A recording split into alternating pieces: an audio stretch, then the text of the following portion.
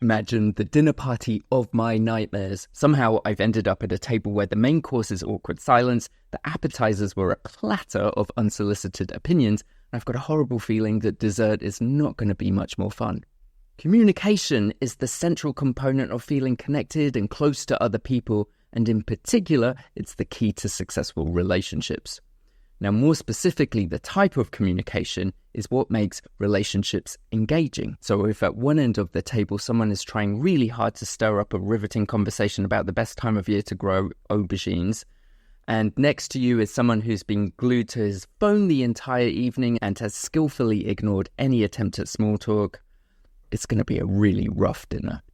So welcome to this feast I've prepared. It's a feast of understanding communication styles, and in particular, the family communication patterns theory that attempts to explain why, as adults, we communicate the way that we do. So if you've ever wondered why your partner needs to run every decision by their family first, or if you've got that friend who is always ready to debate every little idea or suggestion you make, you might want to watch on, because it could all be to do with the patterns they picked up in their family. And by the end of this video, you'll discover whether you're dating a harmonizer, a trailblazer, a guardian, or a maverick, and maybe which one you're most likely to be too. These are all broad communication profiles of adults, and these communication profiles stem from their family of origin. You can think of your family dynamics as the sauce that you've simmered in throughout your early years, and you can't help but leave that somewhat infused by those flavors. If we've not met yet, my name is Oliver and I'm a licensed marriage and family therapist here in Los Angeles, and I love working with families, parents and couples.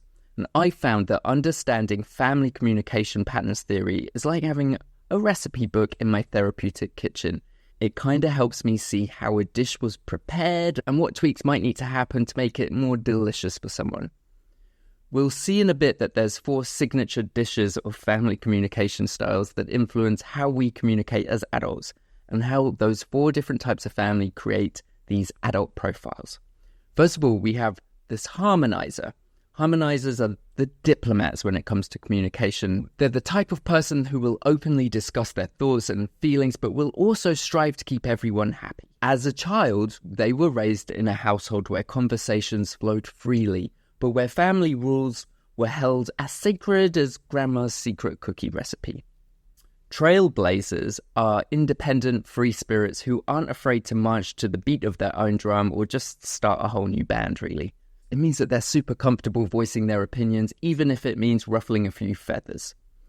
They grew up in a family where the dinner table is a forum for open debate, where no topic is off limits and where individuality is celebrated and even encouraged. Our third dish is the guardian. They value tradition, order, and loyalty. They're the ones who always know the company policies by heart and might have a color-coordinated calendar for household chores. They grew up in a household where the rules were clear, hierarchy is respected, and conversations are more about directives than debates. And finally, the chef has prepared for you the maverick. This person communicates in a way that reflects their independent upbringing and self-reliance. They might communicate, though, with minimal emotional depth, keeping conversations more practical and to the point. And they're typically reserved in sharing their personal thoughts or feelings, often because they're not used to engaging deeply with others in emotional exchanges, because they grew up in a family where everyone's doing their own thing. Dinner was a grab-and-go affair, and a family meeting was just an alien concept to them. I find that some people don't really want to hear that their family or their formative years impact who they are today. We tend to think that we've moved on from that, but unfortunately you can't possibly be uninfluenced by your caregivers and the home that you were raised in. We're just so young that our brains were too malleable that we can't help but absorb messages and patterns from our caregivers. You're basically marinating in all those family flavors, and it would be impossible after 18 years or so to come out squeaky clean. So your family does influence you. And there's 2 basic flavors that we unconsciously absorb when it comes to communication, but instead of them being salt and pepper, we call them conversation orientation and conformity orientation. And just like spices, it's easy to put in too much or too little, and that really changes the way that we talk and connect with others today, but also in our family. Conversation orientation. Imagine this as the openness of the kitchen in your family home. Was it a bustling open space where everyone could chat freely while whipping up dishes and cooking together? Or was it a closed-off room where only the head chef stirs the pot and everyone just waits to be served? And you can think of this as being on a spectrum. You can be high or low or somewhere in between. High conversation orientation families are like those lively cooking shows where everyone has a say and maybe the audience participates too. Family members talk a lot. Silence is awkward and usually filled with someone's latest anecdote, but feelings are shared openly. In these families, open, frequent, and spontaneous communication is the norm. No topic is off limits, from your opinions on pineapple on pizza to your existential dread about turning 30. Everyone's opinions are valued, even if they're different or diverging. But on the flip side, low conversation orientation families are more like a quiet library where everyone's engrossed in their own book. Conversations are brief and to the point. There's usually an avoidance of in-depth personal topics, especially topics that involve feelings. Communication is just limited, and it tends to stick to the basic, so you can think of it as a menu with only the staples, no specials. If conversation orientation is the salt, then the pepper is conformity orientation. This is all about how much your family values sticking to the recipe versus improvising or being creative.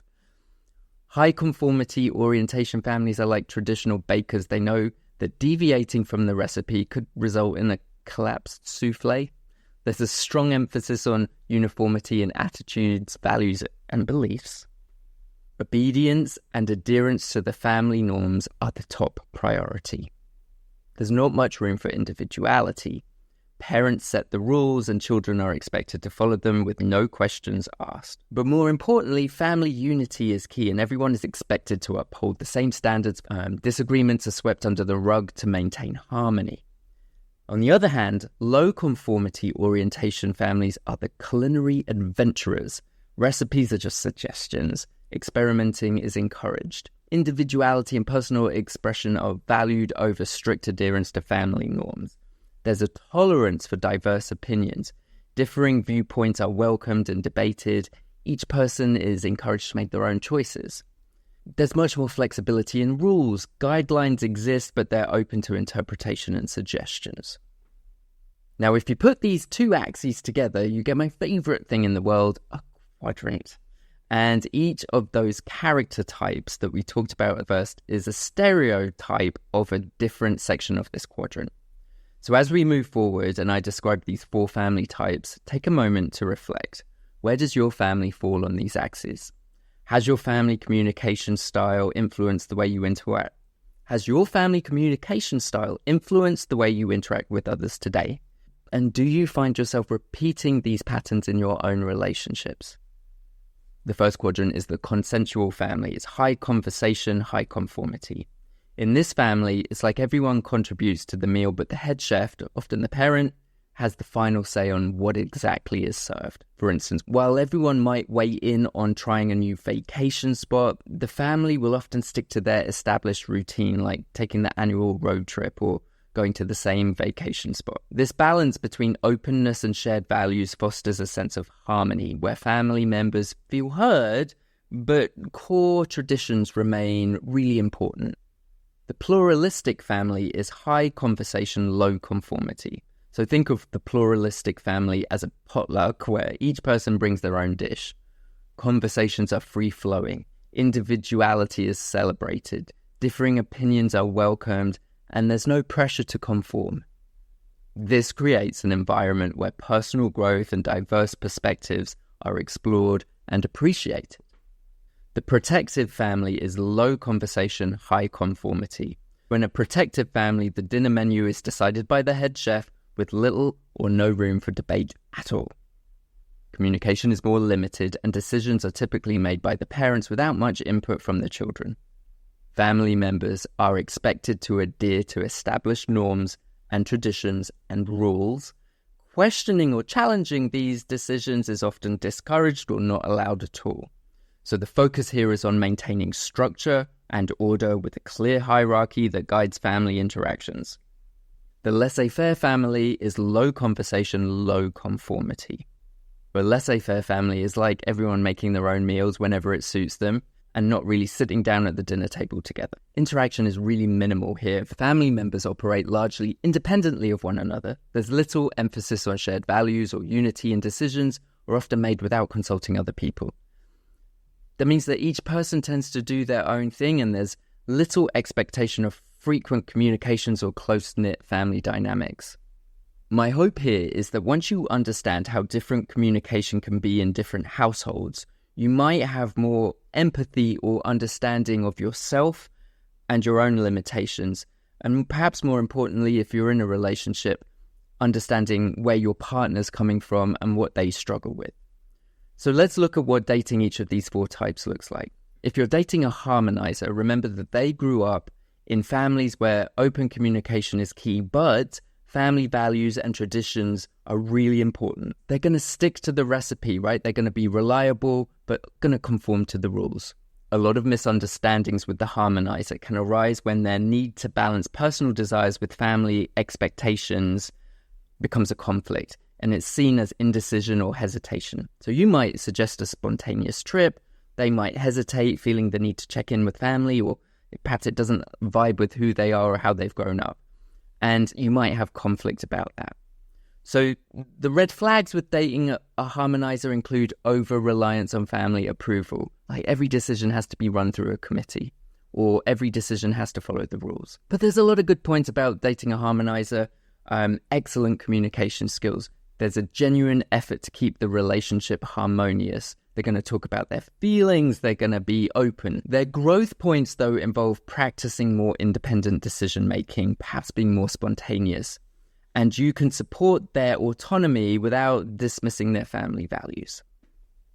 If you're dating a trailblazer, this is an independent thinker from the pluralistic family. And dating a trailblazer is a bit of an adventure. Remember, they grew up encouraged to express their opinions freely and challenge the status quo. So dating a trailblazer could be spicy. It's going to be filled with vibrant conversations, full of fresh ideas and very unique perspectives. Misunderstandings can arise when their eagerness to debate things feels like they're always challenging you rather than supporting you. For them, lively discussions are a way to connect deeply and aren't actually about challenging you. Red flags might show up when their independent thinking leads them to push boundaries without considering your comfort level. This is just what they are used to. But they are open-minded and encouraging and will want to support their partner's growth and development. If they have a limitation that they need to work on, it's going to be learning to recognize when a debate is not necessary. And you can feel free to set boundaries and push back when it's appropriate. My top tip for you would be to embrace their enthusiasm for exploration while setting boundaries when necessary. And that can really help strengthen your connection and stabilize things a bit. So let's talk about they grew up in the protective family. Dating a guardian can feel like stepping into a classic old world bakery. There's conformity to tradition, reliability, but sometimes the menu doesn't change that much. They may not be used to sharing feelings openly, which can lead to a lot of misunderstanding and, of course, emotional disconnect. So you might express your feelings and get a lukewarm response. It's not that they don't care, it's just they're very uncomfortable with emotional vulnerability. So red flags for dating a guardian could involve avoidance of conflict or even passive-aggressive behavior when their needs aren't met or they don't know how to articulate certain feelings. But on the positive side, they're very loyal, reliable, and they are committed to providing stability. Their growth point is to improve vulnerability and emotional communication, and you can help with that by creating a safe space where you don't react or overreact to their feelings. And finally, we have the maverick. That's the lone wolf from the laissez-faire family. Dating a maverick is like dining with a chef who prefers to cook alone without recipes or rules. They are fiercely independent, self-sufficient, which can be both intriguing and challenging. They may not be able to engage in deep conversations or check in regularly, especially about their feelings, which can lead to a lot of emotional disconnect. It's not that they don't care, it's just that they simply value quality over quantity in their interactions and were never taught really how to talk about their feelings. Misunderstandings arise when their need for autonomy is mistaken for some aloofness or a lack of emotional investment. And taken to an extreme, this can be a red flag because it might be a reluctance to commit to shared plans or future goals and a general tendency to withhold emotionally. But green flags are that they're going to respect your independence and your ability to bring new perspectives to the table. They are going to be creative thinkers. Growth points for the maverick include learning to engage more regularly with their partner's needs for connection. And for you, it's respecting their need for space, but also expressing your desire for more consistent engagement and more emotional communication. All right, so I really hope that by recognizing the communication styles that are shaped by our families, we can navigate misunderstandings in our relationships with more empathy and patience. And just like adjusting a dish to suit both your tastes, it does require a balance of compromise, but most importantly, a lot of understanding. We have to know our partner's past to understand who they are now. No relationship is perfect from the start. It does take time and effort and a willingness to grow together. So whether you're a harmonizer, a trailblazer, a guardian, or a maverick, or a mix of them, or no matter who you're dating, there's always going to be room to strengthen your connection. So the next time you're puzzled by your partner's reactions, take a moment to consider their background. What did they miss out on while growing up? Understanding where they came from can completely transform a relationship dynamic because you have more empathy and more understanding of their limitation. When you understand their family of origin and how they communicate today, it can turn potential conflict into an opportunity for deeper connection. It happened just the other week in my office when I helped two people understand. It happened just the other week when I helped two people in my office understand that their backgrounds, when it came from what their families modeled, really influenced who they are today. They left my session feeling much more empathy and much more understanding for each other. So I would love to hear your thoughts on this. Do you recognize yourself or your partner in any of these descriptions or profiles? How have you understood your partner's communication styles in regards to their family? Tell me in the comments below. Don't forget to hit that like button, subscribe for more relationship insights. I try and post a video a week. I'm all about building healthier, happier relationships, and I love sharing what I know with people. And don't forget to come back for more if you want to know how to grow great relationships.